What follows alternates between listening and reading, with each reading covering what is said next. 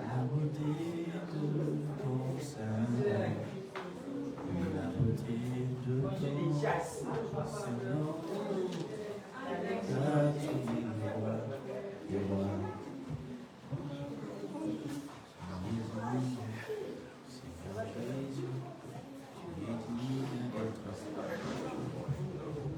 Gloire à Dieu. Nous prenons nos Bibles, nous nous mettons debout. Notre thème du mois, nous le connaissons, c'est Acte 1 au verset 11. Celui qu'on appelle Dadi, pasteur Théo, avait commencé ça la semaine passée. Acte 1 au verset 11. Un lecteur habile peut-il nous lire cela? Acte 1 au verset 11. Acte 1 au verset 11. Acte 1, verset 11. Amen. Et dire, hommes galiléens, pourquoi vous arrêtez-vous à regarder le ciel?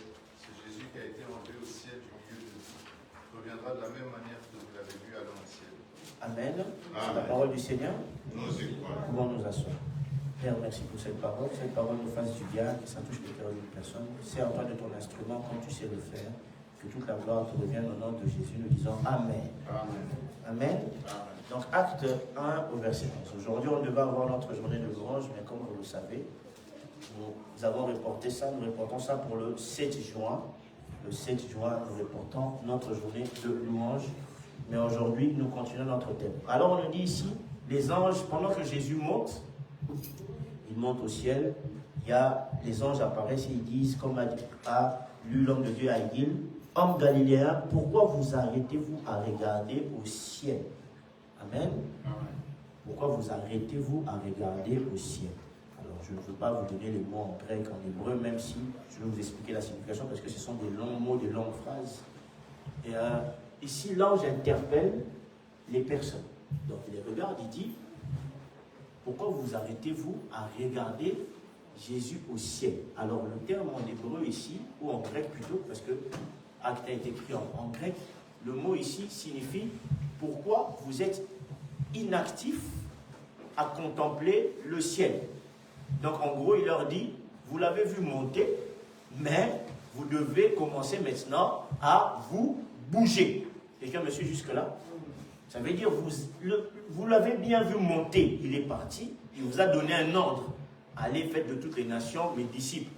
Mais vous êtes encore en train de regarder le ciel. Il faut savoir, pendant ce moment-là, la Bible nous dit que même pendant qu'il était en train de monter et qu'il était avec eux, certains d'entre eux étaient en train de douter. Ils se posaient la question si, est-ce qu'on n'a pas vu une illusion? Est-ce qu'on n'a pas dormi? On ne va pas se réveiller, on va nous dire que c'est bizarre. Comment nous, on est là? On est en train de voir quelqu'un qui est en train de monter. On a entendu ça qui est dans l'histoire de nos pères. Ils étaient encore en train de douter. Mais l'ange leur apparaît, leur dit, pendant que vous êtes en train d'observer le ciel, il vous a donné une mission, il vous a donné un travail à faire. Vous devez être actif. Et il leur dit, ce même Jésus, en fait, quand il leur dit ce même Jésus, le mot qu'il utilise pour dire ce même Jésus, il dit, cette personne que vous connaissez personnellement. Quelqu'un me suit jusque-là? Ok? Si Papa Samuel devient bourgmestre de Forêt, et que moi je dis, ce même Papa Samuel, les gens diront, sûrement qu'il le connaît personnellement. Ok? Au fait, l'ange, c'est pas qu'il démystifie, mais il leur explique simplement que le même Jésus avec qui vous avez mangé, vous avez dormi, qui a fait des miracles, c'est le même là qui est monté. Quelqu'un me suit jusque-là? Ce n'est pas une autre personne. Mais comme il est monté, il va revenir de la même façon. Donc quand il reviendra, vous qui êtes ses disciples, quand vous allez le voir revenir, vous allez reconnaître que c'est lui le maître parce que vous le connaissez. Ok? Vous me suivez jusque-là? Il dit maintenant, il vous a dit, restez actifs. Donc, il est en train de leur parler. Aujourd'hui, notre sous-thème, c'est les types de personnes qui ne verront pas Jésus. Ça, c'est le sous-thème. Les types de personnes qui ne verront pas Jésus. Je commence par ça pour simplement dire que eux, on leur dit, vous qui l'avez vu être enlevé. Parce que le mot ici qui est utilisé, c'est Jésus a été enlevé. Parce que quand nous on parle du mot ascension, on dit ascension, il est monté. Mais en fait, en grec, le mot qui est utilisé, c'est le mot a été enlevé. Donc, l'ange leur explique que Jésus a été pris pour être emmené à un endroit. Donc, c'est la puissance du Saint-Esprit qui a pris le Christ qui l'a emmené. Et quand vous l'avez vu monter, ça veut dire que vous êtes dans le même état d'esprit, dans la même dimension. Parce que les autres ne l'ont pas vu. La Bible nous dit que quand Christ est ressuscité, il a apparu à 400 personnes. Mais ce jour-là, il n'y a pas 400 personnes qui le voient monter. Il n'y a qu'un petit nombre de personnes qui le voient monter. Quelqu'un me suit jusque-là?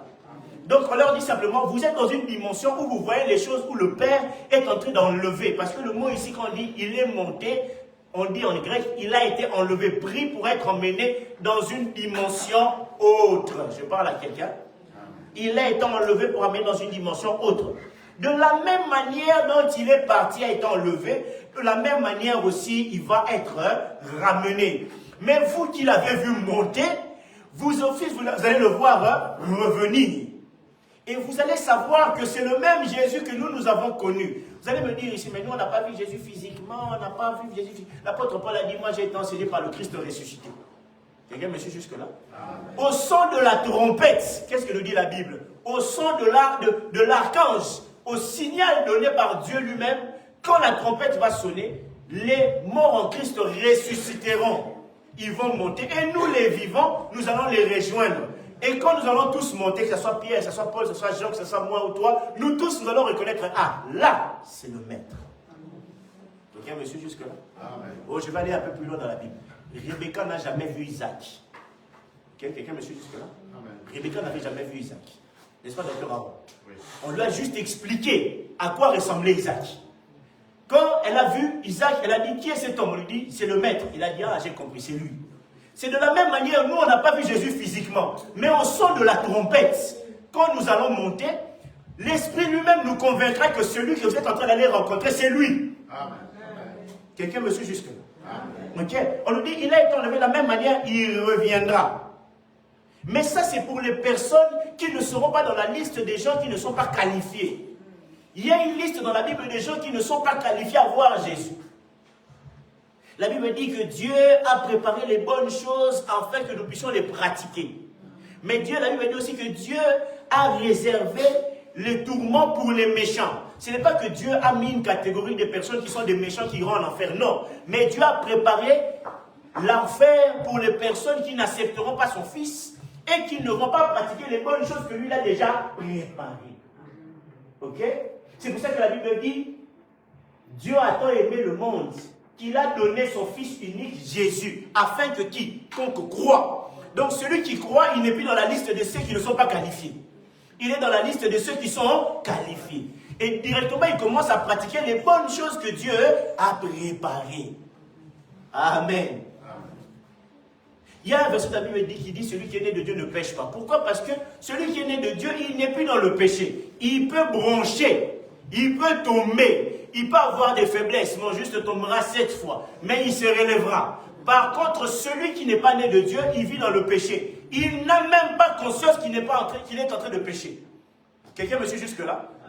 Les gens qui se baladent dans la rue ici, qui font tout ce qu'ils font, ils n'ont même pas conscience qu'ils sont en train de pécher. Pour eux, c'est tout à fait normal. Aller en boîte de nuit, boire, sortir, coucher, faire tout ce qu'on fait, pour eux, c'est tout à fait normal. Mais nous, qui sommes enfants de Dieu, ce n'est pas un enfant de Dieu. Quand il pêche, il a la conscience qu'il est en train de pécher. Parce qu'un enfant de Dieu ne pêche pas. Donc dès qu'il est en train de pécher, il se rend compte que je ne suis pas au bon endroit. Mais celui qui pêche, il n'a aucune conscience qu'il est en train de pécher. Allez en boîte de nuit, dites-leur, frères et sœurs, ici vous êtes en train de pécher. Ils vont te dire, arrête avec ton Jésus. Ici c'est l'ambiance, c'est la joie. Quelqu'un me suit juste. Amen. Mais nous qui sommes enfants de Dieu, vu que nous sommes nés de Dieu, ça devient pour nous un problème. C'est pour ça que vous sentez que quand un enfant de Dieu pêche, parfois la culpabilité le frappe tellement qu'il a l'impression qu'il est sale. Ok? Je vais expliquer ça après. Pourquoi vous avez parfois l'impression d'être sale. J'expliquerai ça après. Ça, c'est la culpabilité qui nous frappe. Pourquoi? Parce qu'on se rend compte qu'on a touché à quelque chose qui n'est plus de nous, qui ne nous appartient plus. On est parti toucher à quelque chose qu'on avait déjà rejeté. La Bible dit, vous avez vomi Mais comme des chiens, vous êtes répartis sur des choses que vous aviez déjà vomies. Je parle à quelqu'un jusqu'à maintenant. Alors maintenant, il y a une liste de gens qui n'hériteront pas le royaume de Dieu, qui ne verront pas Jésus. 1 Corinthiens 6, au verset 9. 1 Corinthiens 6, au verset 9. C'est l'une des listes qui fait le plus peur aux gens. J'espère que tu n'es pas dans cette liste. En tout cas ici, Dieu fait grâce. Tous ici, nous ne sommes pas dans cette liste. Amen. 1 Corinthiens 6, au verset 9. Nous allons lire jusqu'au verset 11. Frère Aguil, est-ce que tu peux nous lire ça? 9 jusqu'à 11. Ne savez-vous pas que les injustes n'hériteront pas point le royaume de Dieu? Ne vous y trompez pas. Ni les impudiques, ni les idolâtres, ni les adultères, ni les efféminés, ni les infâmes, ni les voleurs, ni les cupides, ni les ivrognes, ni les outrageux, ni les ravisseurs n'hériteront le royaume de Dieu. Et c'est là que vous étiez, quelques-uns de vous, mais vous avez été lavés, mais vous avez été sanctifiés, et vous avez été justifiés au nom du Seigneur Jésus-Christ, et par l'Esprit de notre Dieu. Amen. Quelqu'un me suit jusque-là? C'est très beau. Hein? On nous dit, voici ceux qui ne vont pas entrer. Il y a une liste qui a été donnée. On nous dit ici, ces gens-là qui ne vont pas voir le Jésus qui a été enlevé revenir, ce sont des gens qui se trouvent dans cette liste ici. On commence, on nous dit, ne vous y trompez pas que les injustes, ceux qui ne sont pas justes, ceux qui ne marchent pas par rapport à la foi, ceux qui ne pratiquent pas la justice, quelqu'un me suit jusque-là, ceux qui ne croient pas, ceux qui n'ont pas la justice de la foi dans leur cœur. La Bible nous dit, Abraham a cru et cela lui fut imputé en justice. Quand tu crois, il y a la justice de Dieu qui s'applique automatiquement dans ta vie. Celui qui n'a pas cru, qui n'a pas la foi, celui qui ne pratique pas la justice envers les autres, celui qui n'aime pas pratiquer l'équité envers les autres, ceux-là, directement, sont exclus de la liste de ceux qui vont voir Jésus. Ok? Ils n'hériteront point le royaume de Dieu. Le mot héritage ici, c'est un mot en grec qui signifie la chose qui est réservée à un enfant. Ok? La chose qui est réservée à un enfant, qu'un père a réservé, ils vont même plus loin. Le père a donné un ordre que cette chose-là doit revenir à cet enfant précis. Quelqu'un me suit jusque-là? Le mot qui est utilisé ici, héritage, que l'apôtre Paul utilise, en grec, ça veut dire qu'il y a un ordre qui a été donné. C'est comme si moi je donne l'ordre, je dis, cette chose, c'est Teilim qui va hériter. Donc si quelqu'un d'autre vient prendre cette chose à la place de Teilim, ce n'est pas bon. Parce que moi j'ai réservé cette chose à Teilim. Vous devez savoir une chose. Le royaume de cieux est un ordre que le Père a donné qui ne doit revenir en héritage qu'aux enfants de Dieu. On ne peut pas le donner à quelqu'un d'autre. On ne donne ça qu'aux enfants de Dieu. Ceux qui ont cru Jésus-Christ et qui marchent dans la justice. On nous dit ici, les injustes n'hériteront pas le royaume des cieux. Ils n'ont pas part à l'héritage. Dans la liste que le Père a dressée des gens qui doivent prendre l'héritage, eux, ils ne sont pas là. Quelqu'un me suit jusque-là? Ne vous y trompez pas. Ni les débauchés. On dit, ne croyez pas seulement que la liste s'arrête aux injustes.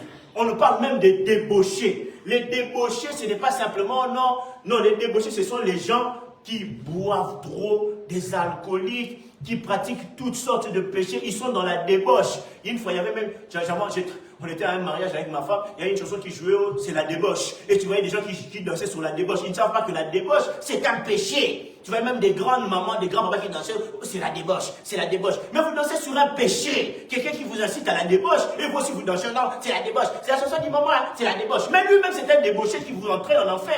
Donc il est en train de vous motiver. Débauchez-vous pour vous rater le royaume des cieux. Et vous dansez aussi. Non, c'est une chanson, c'est juste la débauche. C'est pour ça qu'on vous dit, derrière chaque musique, il y a un esprit. Méfiez-vous. Méfiez-vous. Vous écoutez seulement les musiques comme ça. Non, la musique, là, c'est bien. On écoute la musique. Quelqu'un qui chante, c'est la débauche et vous dansez. La Bible nous dit ici quoi? Ni les débauchés n'hériteront pas le royaume des cieux. Amen. Ils n'hériteront pas le royaume des cieux. Ni les idolâtres. Les idolâtres qui passent leur temps à idolâtrer les idoles. Il y a plusieurs formes d'idolâtrie. Tu peux même idolâtrer ton pasteur, c'est l'idolâtrie. Ton pasteur ne peut pas prendre la place de Dieu. Non. Je parle à quelqu'un. Ton église ne peut pas prendre la place de Dieu. On n'idolâtre pas un homme, on n'idolâtre pas une institution, on n'idolâtre pas une organisation. Il y a une seule personne qu'on adore, c'est Dieu. Amen. Que le pasteur soit là ou qu'il ne soit pas là, tu dois adorer Jésus. Amen. Tu ne viens pas ici pour le pasteur, tu viens pour Jésus. Amen. Tu peux même idolâtrer un copain. Il y a des gens qui disent, oh non, il m'a quitté, je vais seulement mourir. Idolâtre. Idolâtre. Oh, je l'aime tellement jusqu'à la mort. Quand je dors, quand il n'est pas là, j'ai l'impression. Il y a même une fille qui avait dit une fois, oh, lui c'est mon souffle. Ton souffle. Papa et maman t'a porté 9 mois dans le ventre, c'était lui qui était là dans ton souffle. Oh, je ne dors pas, je ne passe qu'à lui. Idolâtre. Je parle à quelqu'un. Oh non, s'il me quitte, je ne sais pas comment. J'avais un ami quand il était jeune, il disait, oh non, si cette fille-là me quitte, je ne sais pas si je trouverai encore une autre femme ailleurs. Idolâtre.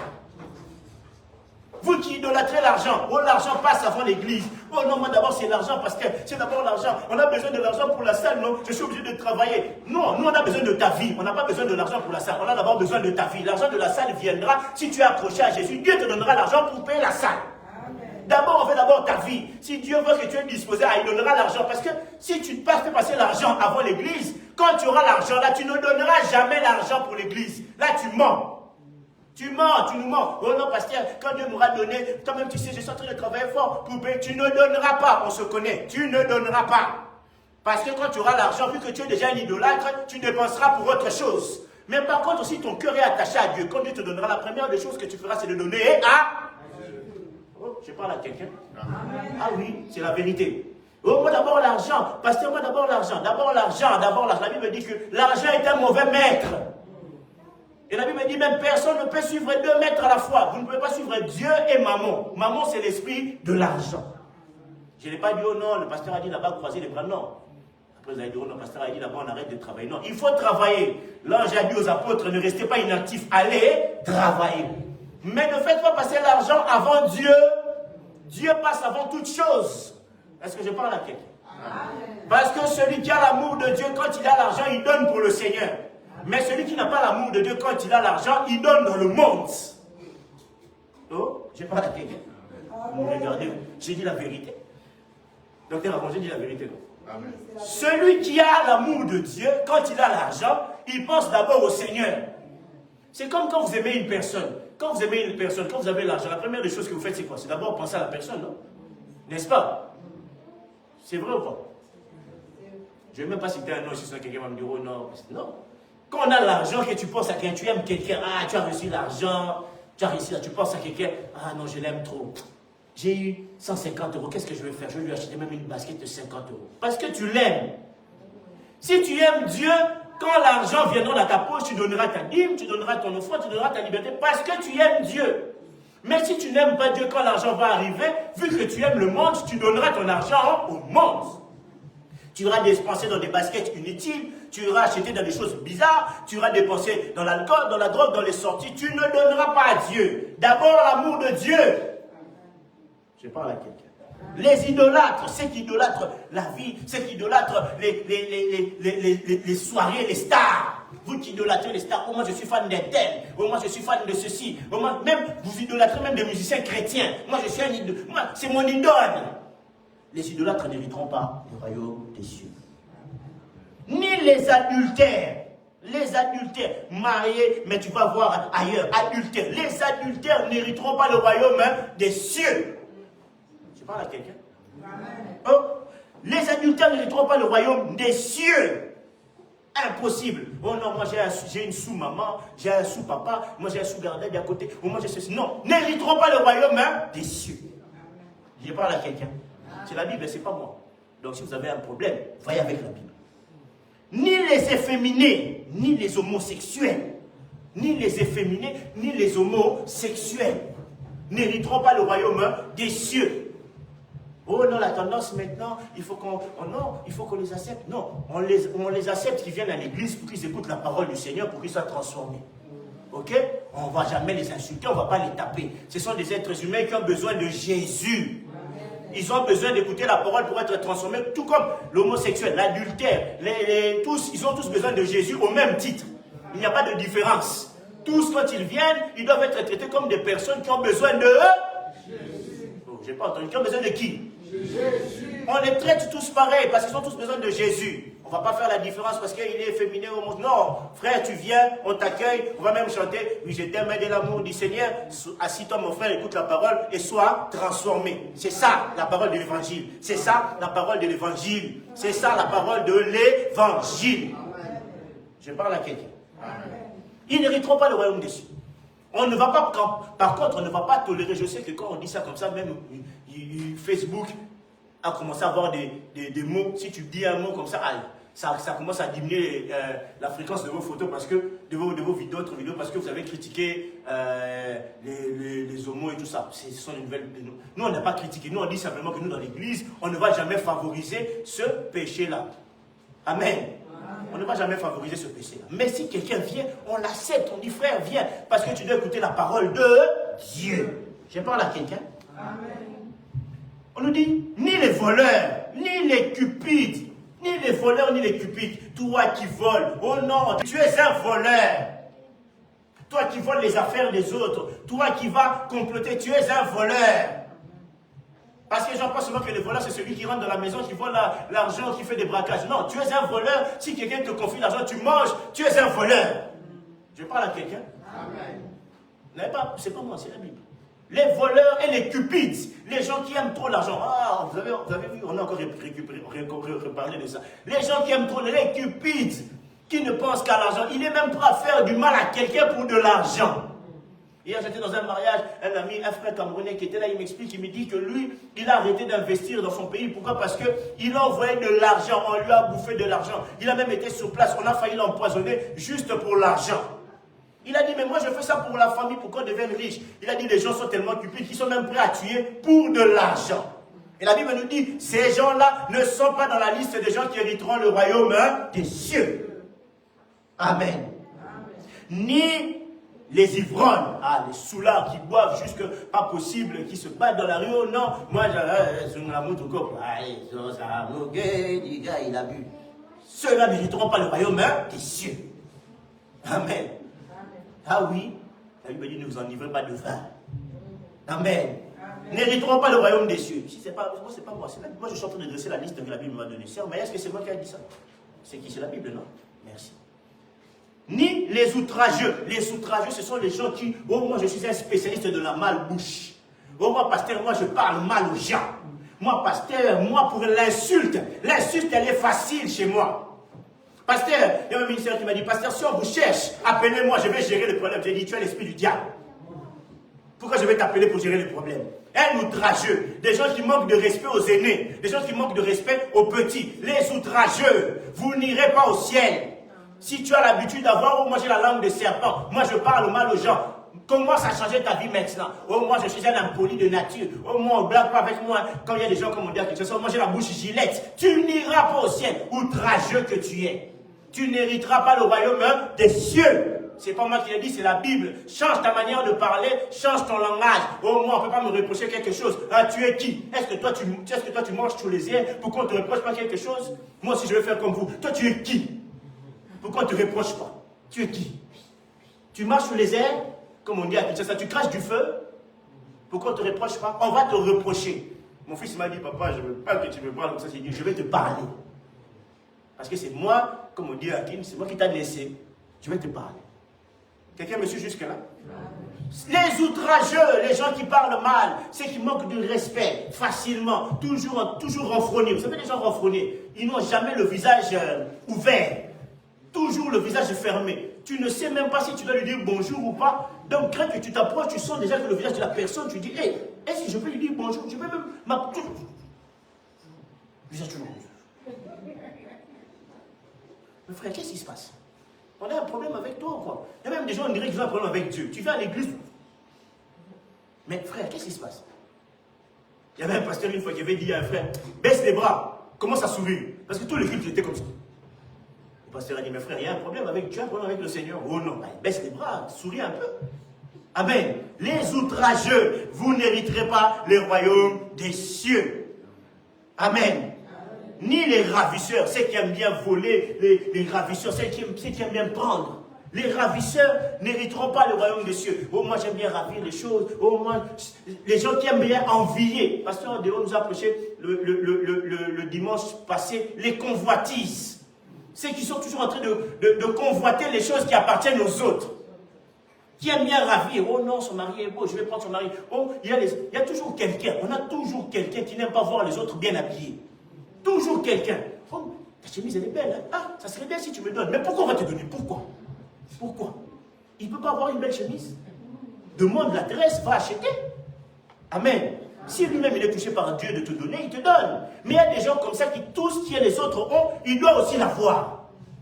Il doit aussi l'avoir. Dieu le Seigneur dit, vous n'hériterez pas le royaume des cieux. Si vous n'êtes pas content, ce n'est pas mon problème. C'est la Bible qui le dit. Amen. C'est la Bible qui le dit. Tous ceux qui aiment envier les autres. Ah, pourquoi lui il a une belle voiture? Pourquoi lui? Dès que tu commences par pourquoi lui, tu as déjà la sémence du diable. Pourquoi lui? Mais il a le droit d'avoir aussi. C'est son temps. C'est Dieu qui a permis qu'il puisse obtenir. Chacun aura son temps. Toi aussi, attends ton temps, Dieu te donnera. Cherche Dieu, travaille. Au lieu d'envier l'autre, travaille. Cherche Dieu, bosse. Pourquoi dans notre famille, c'est toujours lui qui est élevé? Mais c'est son temps. Moïse, Aaron et Myriam ont jalousé Moïse. Oh, c'est lui notre petit frère. Le cadet. Comment ça se fait qu'on est 3 enfants? Moi, Myriam, je suis l'aîné. Toi, Aaron, tu es le deuxième. Et lui, c'est le cadet. Mais c'est lui seulement qui peut aller parler avec Dieu. Comment c'est lui qui est devenu notre chef? Or que lui, c'est lui notre petit frère. Si j'étais là, je suis sûr même que la conversation a commencé. Oh, lui, il a même mieux grandi que nous. Il a grandi en Égypte. Il était prince. Et puis, il a tout eu. Et puis, Dieu le voit encore. Pourquoi pas nous? Myriam a même dit, c'est même moi qui l'a sauvé. J'ai amené la corbeille jusqu'à la fille de Pharaon. Pourquoi c'est pas moi qui mérite? Aaron a même dit, moi j'étais son interprète. Je touchais même son bâton. Mais pourquoi moi je ne vois pas dire? Ils ont murmuré. Dieu a dit, vous avez murmuré contre mon serviteur. Ce n'est pas bon. Il a frappé Myriam. Myriam, prophétesse. Prophétesse. Elle a chanté un cantique prophétique énorme. Prophétesse, mais frappée de la lèpre. Tu as parlé sur l'homme de Dieu. Aaron, toi, parce que tu rentres dans le sein des saints, je t'épargne. Mais toi, tu n'entreras pas là-bas. Tu vas mourir avant. Quelqu'un me suit jusque-là? Amen. Ce qui est fort, c'est que Aaron a fait le veau d'or. Dieu n'a pas frappé pour ça. Quelqu'un me suit? Aaron avait fait le veau d'or, sœur Maya. Dieu ne l'a pas frappé pour ça, frère Aïgil. Mais Dieu a été fâché contre Aaron parce qu'il a parlé contre Moïse. Il y a des dimensions, il y a des personnes qu'il faut faire attention. Vous parlez contre quelqu'un dans la famille, vous ne savez pas la dimension dans laquelle Dieu l'a appelé. Oh, pourquoi c'est toujours notre petit frère qui fonctionne? Vous allez remarquer, vous avez péché, Dieu ne vous a jamais frappé. Mais le jour où vous parlez de lui, c'est là que la malédiction rentre. Il faut faire attention. Quand Dieu donne lui-même, il sait pourquoi il a donné à cette personne. Oh, je parle à quelqu'un. Peut-être que ce n'est pas toi Moïse, peut-être que c'est le dernier qui est Moïse. Accepte que ce soit lui qui soit Moïse, parce qu'à partir de lui, toute la famille va évoluer. Le problème chez nous, c'est que nous voulons toujours être la personne qui ouvre le chemin. Peut-être que ce n'est pas toi, peut-être que c'est l'autre. Accepte. Oh. Les envieux, les ravisseurs n'hériteront pas le royaume des cieux. Et je rajoute encore, les orgueilleux n'hériteront pas le royaume des cieux. Parce que la Bible dit que Dieu fait grâce aux humbles, mais il résiste aux orgueilleux. Il résiste aux orgueilleux. Oh, moi, je suis le meilleur, le plus grand des pasteurs. Tu iras en enfer. Il n'y a pas de plus grand de pasteur. Le plus grand des pasteurs, c'est Jésus. Amen. Oh, moi, je suis le meilleur chantre. Tu es le meilleur chantre. Tu iras en enfer avec ton meilleur chantre. Amen. Il faut se connaître, oui, il faut connaître les qualités qu'on a, mais il ne faut pas se sentir supérieur aux autres. Bon, je parle à quelqu'un aujourd'hui. Oh non, moi j'ai reçu l'argent, moi j'ai beaucoup d'argent, toute la famille doit venir. Joseph, face à ses frères, il n'a pas été orgueilleux, au contraire. Il a tout fait pour que sa famille se mette bien. Mais vous recevez les choses, vous devenez orgueilleux. Avant tu parlais, j'ai parlé avec ma femme, on arrive, parce qu'il y a un monsieur, quand je l'aborde, il me parlait vraiment, genre, t'es qui toi? Limite, voilà quoi. Mais quand il a vu le travail que j'ai fait, je lui avais envoyé mon texte et tout. Ah, il m'a commencé à me parler avec respect. Je dis, ah oui. En fait, l'être humain veut seulement qu'on lui prouve avant de respecter les gens. Donc, on ne respecte que les gens qui ont prouvé quelque chose. Amen. J'ai fait la remarque à une sœur. Elle m'a demandé quelque chose à faire. Elle m'a donné quelque chose à faire. J'ai juste dit, maman, est-ce que tu pourrais demander la même chose au pasteur Marcelo ou au pasteur Adams? Elle a réfléchi, elle a dit, la vérité, non. Hein? Je dis, mais eux aussi sont pasteurs. Moi aussi, je suis pasteur. Donc, parce que comme ils ont une grande église, tu n'oseras pas. Mais comme moi, tu viens à la forêt, tu vois, on est par exemple 40 personnes, tu te dis, ah non, lui, je peux oser. Il a dit non, pasteur, c'est vrai. C'est vrai que nous, on ne vous considère pas parce qu'on a l'impression que vos églises sont petites. Donc, pour nous considérer, il faut attendre qu'on ait 1 million de personnes. Ou 2000 membres. Pour que je passe à la télé pour me considérer. Je parle à quelqu'un. Amen. Considérez même le plus petit. La Bible dit que celui qui est le plus grand d'entre vous se considère comme le plus petit. Amen. Considère tout le monde. Tu ne connais pas la grâce qui est dans cette personne. C'est pas parce que toi tu as eu quelque chose que forcément, non, moi je suis le plus saint, je suis le meilleur. Il y avait un frère que je connaissais, il se prenait pour le plus saint, le meilleur. Il disait, moi jamais je peux tomber dans l'impudicité. À l'heure où je vous parle, il a engrossé 3 saints.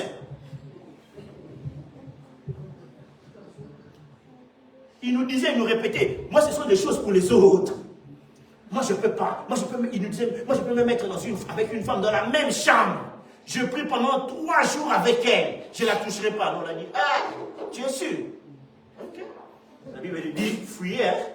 On n'a pas dit résister, on a dit fouiller. On a dit tous les péchés, il faut résister. Mais celui-là, Joseph avait compris. Joseph a dit, ici il faut fouiller. Il a même laissé les manteaux. Quand tu lui dis 3 jours, tu peux, ah bon, là on a dit aujourd'hui 3 femmes enceintes. Quelqu'un me suit jusque-là?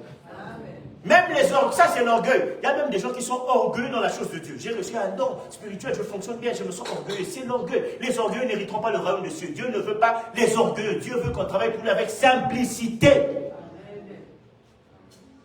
Ce n'est pas toi qui vas faire la chose, c'est Dieu qui fait les choses. On a l'impression que c'est nous qui faisons. Nous, surtout nous, les hommes de Dieu, tu as bien prêché. Je parlais avec un frère, il m'a dit, ah, moi j'aime quand je prêche bien, comme ça j'entends la foule qui dit Amen. Je lui ai raconté l'histoire, j'ai dit, moi j'avais prêché une fois à Madou, j'ai prêché à Madou. Ce jour-là, je me rappellerai toujours de ce jour-là, j'ai bien prêché à Madou. Maman Annie, j'ai prêché, l'église était contente, elle avait même bien prêché. Je rentre à la maison, patriarche, il me regarde et me dit, aujourd'hui c'était 0 sur 10. Mais comment ça 0 sur 10? Il me dit, ta prédication était nulle. Tu as prêché selon ta tête, tu n'as pas prêché selon l'esprit. Tu as besoin de refaire cette prédication et de la faire selon le Saint-Esprit. Et tu verras que c'est mieux. Et j'ai fait ma prédication et j'ai vu que l'impact était différent. La puissance d'une prédication, c'est pas parce que les gens ont dit Amen sur le moment. La puissance d'une prédication, c'est quand les gens sont rentrés à la maison et le mettent en pratique. Amen. Et qu'ils ont été touchés par la parole. C'est ça la puissance d'une prédication. C'est quand elle entraîne le changement dans la vie d'une personne. C'est quand même quand une personne a fait des années et des années, elle se rappelle encore de ce message-là qui dit réponds-toi, change, transforme-toi. C'est pas parce que les gens ont dit Amen que forcément c'était bon. Combien de gens disent Amen et ils sortent et ils font les mêmes bêtises?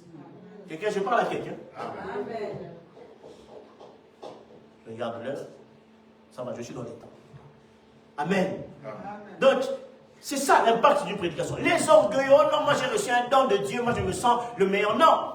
Les orgueilleux n'hériteront pas le royaume des cieux. Mais ce qui est bien, c'est qu'on nous dit ici au verset 11. Et c'est là que vous étiez. Vous aussi, jadis, vous étiez parmi cette liste de personnes qui ne devaient pas hériter le royaume des cieux. Vous étiez des ivrognes, vous étiez des orgueilleux, vous étiez de ceci, vous étiez des impudiques, vous étiez des adultères, vous étiez des personnes qui faisaient tout et n'importe quoi, qui vendaient leur corps, tout et n'importe comment. Amen.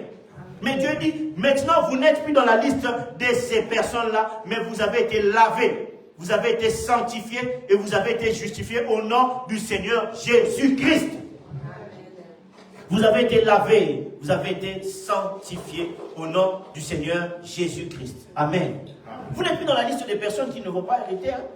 C'est pour ça que la Bible nous dit dans Matthieu 24, 44, frère Edith, tu peux nous dire ça? Matthieu 24, 44, s'il te plaît.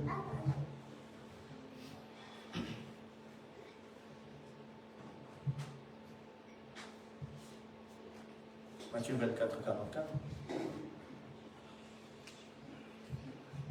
Matthieu 24, 44. Amen. C'est pourquoi aussi, tenez-vous prêts, car le Fils de l'homme viendra à l'heure où vous n'y penserez pas. Amen. C'est pour cela, tenez-vous prêts. Vous qui n'êtes plus dans la liste des personnes qui vont rater le ciel, on vous demande, évitez de retourner de l'autre côté. Tenez-vous prêts. Je n'en parle pas. On vous demande, tenez-vous quoi? Il faut rester prêt. Car le Fils de l'homme, on lui dit, devenez et restez prêt. Le mot en grec signifie que commencez une préparation pour ne pas reculer. Donc le mot qui est étudié, ça veut dire que commence déjà une préparation pour ne plus revenir en arrière. Parce que le Fils de l'homme va revenir et personne ne saura à quel moment. Tenez-vous prêts, reste en alerte. Ne laisse pas le diable venir te mentir, reste prêt. Dis-lui, je ne retournerai pas dans l'ivrognerie. Je ne retournerai pas dans ces choses-là. Moi, j'ai été enlevé de la liste. Je ne peux plus retourner là-bas. Amen. On chante ici, on ne me cherche plus là-bas. Oh. Dans longtemps, j'ai déménagé, j'ai changé d'adresse. Quelqu'un me suit jusque-là? Je ne retourne plus dans les choses que j'ai vomi avant. Je ne suis pas un chien pour retourner manger ce que j'ai vomi. La Bible considère un pécheur, un enfant de Dieu qui retourne dans ces choses comme un chien. Vous imaginez, c'est fort. Hein? Quelqu'un me suit jusque-là? La Bible considère un enfant de Dieu converti qui retourne dans ces choses d'avant comme un chien qui a vomi quelque chose et qui retourne manger les choses qu'il a vomi. Ça fait mal au cœur. T'imagines, toi, un être humain, on t'appelle chien. Je parle à quelqu'un. C'est pas moi, c'est la Bible qui dit comme un chien qui est retourné manger les choses qu'il avait déjà vomi. C'est pour ça que tenez-vous prêts. Restez en alerte, comme dit ce verset de la Bible. Restez en alerte. Parce que le même Jésus qui est parti, il reviendra pour vous prendre. Restez en alerte.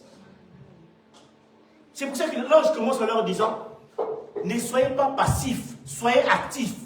Un enfant de Dieu, Dieu a préparé des choses pour lui qui puisse les pratiquer. Commence à pratiquer les choses que Dieu a préparées pour toi. Ne commence pas à pratiquer les choses qui peuvent t'enlever de la liste. Amen. Le diplôme d'État au Congo, je ne sais pas ici, ce n'est pas la même chose. Mais au Congo, le diplôme d'État, à l'époque, c'était dans la liste. Hein. Ça veut dire que si tu avais une... Moi, je me rappelle, j'avais accompagné ma grande soeur Yanani, qui est en France, pour aller voir son nom sur la liste. Je me rappelle, on est parti dans son école, le jour de son diplôme d'État. On est arrivé là-bas, on a regardé les noms. Donc, il y a les noms de... C'est toujours marqué « on réussit ». Et puis en bas, c'est « on échoué ». Donc, on a regardé, on réussit, on réussit, on réussit. On a dit, ah, qui était mon année, réussi. Je me rappelle, elle avait eu 52%. Ah, on a commencé à danser, elle a réussi, le diplôme, le foufoué, elle a réussi, elle a réussi. Quelqu'un me suit jusque-là. Et en bas, il y avait des gens qui pleuraient. Et il y avait même des gens qui avaient de l'espoir. Ils regardaient le nom dans la liste, on réussit. Ils ne faisaient pas regarder dans on échoué. Ils regardaient 3 fois on réussit pour voir vraiment si le nom manque. Et puis ils regardaient, on réussit, on réussit. Ah, mais je ne suis pas là. On réussit, on réussit. Oh, mais je ne suis pas là. Regarde encore une fois, on réussit. Mais tu n'es pas là, mon cher. Donc va voir dans on échoué. Non, non, regarde encore, on réussit. Quelqu'un me suit jusque-là? Et puis regardez, ah, on échoué, je suis là-dedans. Ici, il y a une liste des gens qui vont échouer. Ça a déjà été mis. La liste des gens qui vont échouer. Moi, je suis dans la liste déjà des gens qui ont réussi. Tu veux me ramener dans la liste des ont échoué? Ah non, je reste prêt. Je refuse d'aller que le jour où on va appeler, le jour au son de la trompette, on dit ceux qui ont réussi, ah ce jour-là, ceux qui ont réussi pour aller voir l'époux, aller à la rencontre de Christ. Quand nous on va monter, on réussit, et moi je vais rater à cause d'un copain, à cause d'une copine, à cause d'un plaisir de 5 minutes, de 10 minutes, à cause d'un joint ou d'un verre d'alcool, à cause d'une sortie avec des amis, à cause de l'argent, que j'entends le son de la trompette et que les autres montent et moi j'ai raté. Ah jamais! Comme a dit le pasteur Moïse, j'ai fait tous ces jeûnes, j'ai prié, j'ai fait tout ça pour rater. Jamais, je me suis trop dépensé. Non, Seigneur, je vais me tenir prêt pour que le jour où la trompette va sonner, on réussit. Je pars. Je pars. Oh, aucun homme, aucune femme ne doit vous faire rater le ciel. Il ne mérite pas que tu rates l'éternité pour lui. Il ne mérite pas que tu rates l'éternité pour lui. Aucun plaisir de ce monde ne mérite que tu rates l'éternité dans la joie pour lui. Quand Jésus viendra, nous, on le verra comme l'époux, comme l'autre Seigneur et Sauveur. Les autres, quand il reviendra, le verront comme le juge. À ce moment-là, il n'y aura pas de compassion pour ceux qui ont raté. Moi, je n'ai pas envie de le voir comme le juge. Moi, j'ai envie de le voir comme l'époux. J'ai envie de monter avec lui, aller célébrer, aller danser avec le roi David. La chanson qu'on a chantée ici, l'agneau est souverain. Un jour, on chantera même ça au ciel. L'agneau est souverain à côté du roi David, en train de chanter à côté de Paul et de Pierre. Moi, je vais rater ça à cause de quelqu'un. Jamais. Quelqu'un me suit jusque-là? Amen. Tu peux avoir la conscience que tu es un pécheur. Moi, je vais dire à quelqu'un aujourd'hui. Parfois, tu te rends compte quand tu dis, ah non, moi, je suis un pécheur, je ne suis pas bien. Un enfant de Dieu, plus tu commences à prendre conscience de tes erreurs et de tes failles, ça veut dire que le Saint-Esprit t'interpelle. Ne dites jamais que, ah non, moi, je suis interpellé par le Saint-Esprit, ça veut dire que je ne peux pas m'approcher de Dieu, je ne peux pas travailler pour Dieu. Au contraire, quand le Saint-Esprit commence à te montrer tes failles, c'est le moment de plus encore t'approcher de Dieu. Nous, on a tendance à ce que quand on se rend compte qu'on est sale, qu'on n'est pas bien, on se dit non, je vais m'éloigner de Dieu, je ne mérite pas de servir Dieu. Non, justement, approche-toi encore plus de Dieu. Hébreu nous dit, approchez-vous du trône de la grâce avec assurance, afin d'obtenir quoi? Miséricorde. Vous pensez que les gens qui ont servi Dieu, ils étaient ça? Non, Dieu a appelé les gens pendant qu'ils n'étaient pas du tout ça. Moïse a même dit à Dieu, moi je suis bègue. Gédéon a dit, moi je suis le plus petit de ma famille. Tous ont trouvé des raisons parce qu'ils s'estimaient qu'ils n'étaient pas prêts. Mais Dieu a dit, non, moi je te prends comme ça. Ce n'est pas une phrase de la Bible, c'est une phrase que les gens disent. Parce que certains disent, oh, la Bible dit, non, ce n'est pas la Bible qui nous dit. On nous dit ceci, Dieu n'appelle pas les gens qui sont déjà préqualifiés. Mais Dieu qualifie les gens qu'il a appelés. Ce n'est pas comme dans le job aujourd'hui, on te demande déjà d'avoir toutes les qualifications. Non, Dieu lui te prend sans qualification, sans diplôme, sans force. Demande à Dr Aaron, demande à nous tous, demande à Papa Samuel, demande à Maman Cécile, nous tous qui avons commencé à servir Dieu. Est-ce qu'on était qualifiés? On n'était pas qualifiés. On est venu tel qu'on était. C'est Dieu qui te qualifie. Il t'appelle, il te dit change, change, transforme ça. Aujourd'hui tu es tombé, demain change. Mais nous on pense que je ne me sens pas bien, j'attendrai le jour où je serai saint pour servir Dieu. Ça n'arrivera pas. L'apôtre Paul a dit, le bien que je souhaite faire, je ne le fais pas. Mais le mal que je ne veux pas faire, c'est ça que je fais. Et il dit, qui me délivrera de l'esclavage de ce corps mortel? Je parle à quelqu'un. Amen. Je vais terminer par ça. Zacharie 3, verset 3, verset 5. Zacharie 3, verset 3, verset 5. On m'a déjà fait signe 5 minutes, 6 minutes exactement. J'ai 6 minutes encore, c'est bien. Zacharie 3, verset 5, je termine par là. Je dis qu'on mette sur sa tête un turban pur, et une mire un turban pur sur sa tête, Yes. et une mire des vêtements. L'ange de l'Éternel est là. Amen, c'est ça. Gloire à Dieu. Tu peux t'asseoir, merci beaucoup, frère. Que Dieu te bénisse. On nous dit ici, le souverain sacrificateur. Il était souverain sacrificateur. Il y a Noémie. Ce monsieur-là dont on parle ici, c'est le monsieur qui était le seul qui rentrait dans la présence de Dieu. Hein, frère? Il était le seul dans tout Israël qui avait le droit d'entrer seul devant l'arche de Dieu. Mais on nous dit que quand le diable s'est présenté devant Dieu, il a accusé cet homme en disant, c'est le plus grand des pécheurs, il est sale. Comment tu peux imaginer que quelqu'un qui est rentré des années dans le sein des saints, mais le diable arrive encore à l'accuser? Parfois, toi, tu as l'impression que tu vas dans la présence de Dieu, tu pries, mais le diable encore arrive à t'accuser sur certaines choses. Oui, parce que tu as encore des faiblesses et des manquements, tu dois les changer. Cette parole est venue pour te dire, tu dois les changer. Mais tu ne peux pas rester dans la culpabilité. Qu'est-ce qui se passe? Le diable accuse cet homme en disant, il ne mérite pas de te servir. Il ne mérite pas d'être sacrificateur parce qu'il est rempli de péché. Dieu dit quoi à l'ange? Enlevez-lui les habits sales. Mettez-lui les habits propres. Parce que moi, je l'ai choisi pour me servir. C'est moi-même qui va le nettoyer. Quand vous péchez, vous n'avez pas de compte à rendre avec le diable. Quand vous péchez, vous avez des comptes à rendre avec Dieu. C'est Dieu qu'on parle. Père, j'ai péché, je suis un homme rempli de faiblesses et de manquements, pardonne-moi. Lui, il nous pardonne par le sang de son Fils Jésus-Christ qui a coulé pour nous. Quand tu vois que nous sommes sincères, je parle à quelqu'un. Quand tu vois que nous sommes sincères, s'il t'arrive de pécher, s'il t'arrive de tomber, tu n'as une seule personne chez qui tu dois aller, chez Dieu. La Bible nous dit, si vous arrive de pécher, vous avez un avocat auprès du Père, Jésus-Christ le juste.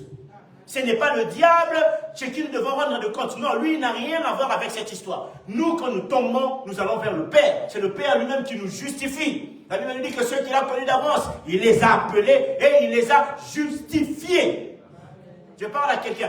Alors n'attends pas demain pour commencer à aimer Dieu. N'attends pas demain pour servir Dieu. C'est maintenant qu'on commence à servir le Seigneur. N'attends pas demain. C'est en servant le Seigneur, en donnant ta vie au Seigneur, que le Seigneur lui-même va te laver, va te justifier, va te purifier. L'apôtre Paul dit, vous étiez parmi ceux qui n'avaient pas droit d'entrer au ciel, mais vous avez été lavés par le sang de Jésus-Christ. Amen. Amen. Par le sang de qui? De Jésus-Christ. Jean 16, 8 nous dit, quand l'Esprit Saint viendra sur vous, il vous convaincra du péché. Amen. C'est le Saint-Esprit qui nous convainc du péché. Quand tu commences à te rendre compte que tu commences à voir clair dans tes erreurs, dans tes choses, ça veut dire que le Saint-Esprit est en train de travailler en toi. C'est un signe que l'Esprit Saint travaille en toi. L'Esprit Saint, ce n'est pas seulement, non, je prophétise, je parle en langue, je vais dans les... Bon, savez, il me reste combien de minutes? Comme ça, je touche un peu à ça, je ne touche pas à ça. Combien? 3 minutes. Ok, je vais toucher à ça, s'il vous plaît. Aujourd'hui, moi, j'ai un problème. J'ai un gros problème avec les dons spirituels. Et j'ai un gros problème avec les hommes de Dieu qui utilisent les dons spirituels. Gros problème avec eux. Je ne vais pas citer leur problème parce qu'on va me dire, oh non, le pasteur aime souvent tirer sur ce genre de personnes. Dans le ministère, il y en a 5. On a 5 ministères.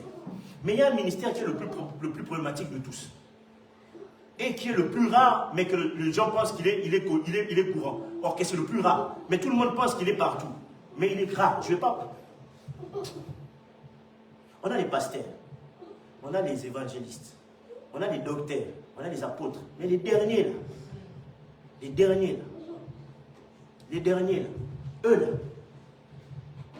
beaucoup de prophéties, beaucoup d'exactitudes, beaucoup de visions, mais c'est aussi les plus gros impudiques, c'est aussi les plus gros problématiques. Les prophètes, il y a deux choses, il y a deux styles de prophétie. Il y a le don de prophétie et il y a le ministère de prophétie. Le don de prophétie, tous les enfants de Dieu peuvent l'avoir, ce n'est pas exclusif. Il n'y a pas des gens qui ont exclusif. Non, tout le monde peut avoir le don de prophétie. Mais le ministère prophétique, c'est un homme au fait qui il vous parle du retour de Jésus, il est en alerte. Il vous explique comment et quand et comment se préparer pour voir les signes qui font que Jésus revient.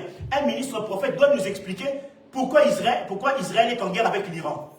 Et il doit nous expliquer ça bibliquement. Ça, c'est un ministre prophète. Un ministre prophète ne doit pas là seulement nous dire, oh non, Papa Samuel, ton numéro c'est 0489110. J'ai vu qu'il là-bas au village, il y a quelqu'un qui te connaît, il s'appelle Stéphane. Ça c'est pas un ministre prophète. Ça, c'est un don de prophétie. Ça, c'est une parole de connaissance. Tout le monde peut le faire. Même Jasper peut le faire.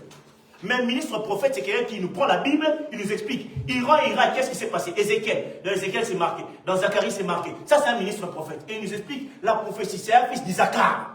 Je parle à quelqu'un et vous verrez la différence. Un vrai prophète, il se comporte comme un prophète. Les prophètes aujourd'hui, ils nous expliquent des trucs bizarres. Il y en a un là, il passe souvent à la télé, je ne vais même pas citer son nom. Il dit des choses bizarres, il entraîne les gens dans la maïkarie, dans la franc-maçonnerie, il parle des choses. Il a même dit, oh Dieu, ne crée pas tout seul, Dieu a besoin des gens pour créer avec lui. Je n'ai pas envie de rentrer dans ma télé pour lui faire ça.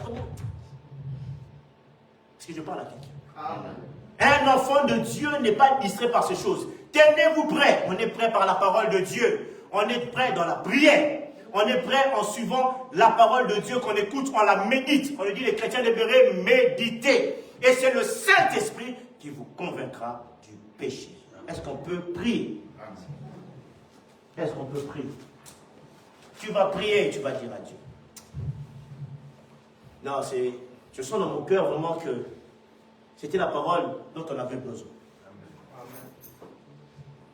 Demande à Dieu, je ne sais pas, je ne vais pas te pousser à la prière, dis à Dieu, j'ai besoin d'être prêt, de ne plus revenir dans la liste de ceux qui vont rater.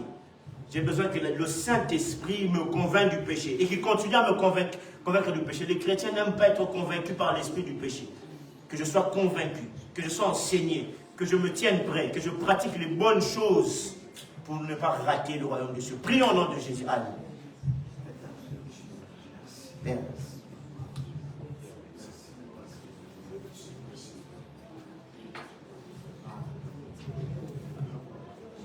Père, merci. Merci pour la parole. Merci pour la parole. Merci. Merci pour la parole. Merci pour la parole. Merci pour la parole. Je sens, il y a des personnes ici qui sont touchées dans leur cœur. L'Esprit me dit, s'il y a des gens qui sentent qu'ils doivent faire une prière de repentance, faites-le. J'entends dans le cœur de personnes, des gens qui se disent, moi je me suis retrouvé dans ça. Seigneur, j'ai envie de me repentir. Réponds, si tu sens que dans ton cœur, Père, moi j'ai besoin que cette parole reste dans mon cœur, que je me rappelle qui je suis. Que je me rappelle que cette parole qui me rappelle que je suis enfant de Dieu, pour bénéficier de l'héritage. Ce mot-là, héritage, cet ordre qu'on a donné, qui n'appartient qu'à une personne. Père, que je sois actif, pas comme les apôtres qui regardaient le ciel sans être actifs. Ils sont obligés d'être actifs, Père, que je me tienne prêt. Que je me tienne prêt. Quelqu'un peut prier dans son cœur. Là où tu t'es retrouvé dans ça. Là où tu t'es retrouvé dans tout ça. Peut-être que tu es un ivrogne, peut-être que tu es un impudique, un adultère. Dieu, la Bible nous dit, si vous entendez sa voix, n'endurcissez pas vos cœurs. Hébreux 3:15 nous dit ça. Si vous entendez sa voix, n'endurcissez pas vos cœurs. Aujourd'hui, n'endurcis pas ton cœur comme Pharaon. Cette parole, elle est pour toi, elle est pour toi. Elle est prête, Père, j'aimerais être prêt. Christ, j'aimerais être prêt. Père, le son de la trompette va sonner. Je n'aimerais pas être distrait par les théologies du monde, par les choses du monde, par les intérêts du monde. J'aimerais être prêt. Père, j'aimerais me détacher de la veste des choses du monde, me rattacher à Jésus. Pour que le même Jésus qui est monté quand il reviendra, que je le vois, que je sois affectionné des choses célestes. Affectionné des choses célestes. Que je sois affectionné des choses célestes. Père, que je bénéficie de ta grâce. Tu as dit, j'étais dans cette liste des gens qui ne peuvent pas hériter. Maintenant, je suis dans la liste de ceux qui veulent entrer, qui vont entrer au ciel. Père, que je n'en sorte pas. Que je n'en sorte pas. Père, convainc-moi, Père, de rester par ton esprit. Plus l'esprit va parler, plus je verrai mes défauts, plus je verrai mes failles. Mais que l'esprit qui convainc du péché, qui m'enseigne, vienne sur moi, vienne sur moi, vienne sur moi. Père, dans mon langage, je sais que je ne sois pas un outrageux, que je ne sois pas un homme belliqueux, que je ne sois pas un orgueilleux. Père, même, peu importe la manière dont tu vas m'élever, Père, que je ne devienne pas orgueilleux, que je ne devienne pas un triomphateur, me disant j'ai réussi. Non, Père, aide-moi, Père. Pendant qu'on est en train de prier, je vois le Seigneur me dire, il y a des mains, comme s'il y avait des mains qui retenaient des personnes. Et le Seigneur dit, sortez. Je vois des mains qui essaient de retenir des personnes, tirez des personnes. Le Seigneur dit, tirez, sortez de là. Ne laissez pas les choses du passé vous ramener. Ne laissez pas l'emmurcissement. J'entends le mot emmurcissement. Ne laissez pas que ça devienne mûr. Ne dites pas, on m'a visé, on ne t'a pas visé. C'est la parole qui est sortie. Tu as été touché par le Saint-Esprit. Je ne sais pas pourquoi il y a quelqu'un qui est en train de dire, peut-être que le pasteur sait que je suis un ivrogne. Peut-être que le pasteur savait que je suis un adultère. Non, je ne savais pas. Mais l'Esprit me dit, c'est la parole de Dieu. C'est la parole de Dieu. C'est la parole de Dieu. Là où tu es, si tu sens que tu dois te repentir, te toucher, transforme ta vie. C'est la parole qui est sortie pour une personne. Pour une personne. C'est pour une personne. C'est pour une personne. Alléluia. C'est une personne. Voici la fin de mes souffrances. Parce qu'en Jésus, je suis sauvé. J'ai la victoire. Sur tous. Un jour j'irai. Fais du Seigneur. J'irai là-haut. Là où les anges. Près d'Emmanuel me consoler. Passons mon temps. Oui, à la louange. Dira Jésus.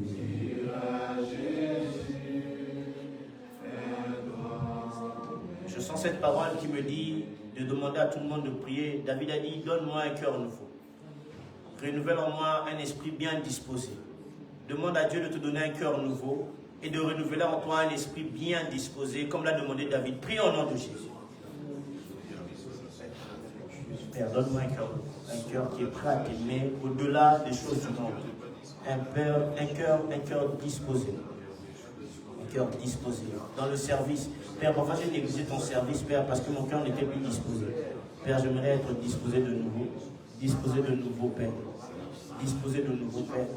Oh Père, donne-moi un cœur disposé. Renouvelle en moi un esprit disponible, un esprit, Père, qui t'aime, Père, qui te cherche. Oh Père, j'aimerais vraiment vivre les choses dans vous. Fais-moi grâce, Père, au nom de Jésus. Au nom de Jésus. Au nom de Jésus. Père, merci pour cette parole. Merci pour tout. Que la gloire, la louange te revienne. Au nom de Jésus, nous avons ainsi prié, nous disons Amen. Acclamons très très fort pour le Seigneur. Gloire à Dieu. Souvent, quand vous prêchez ce genre de choses, beaucoup de gens disent, ah, pasteur, il doit attaquer.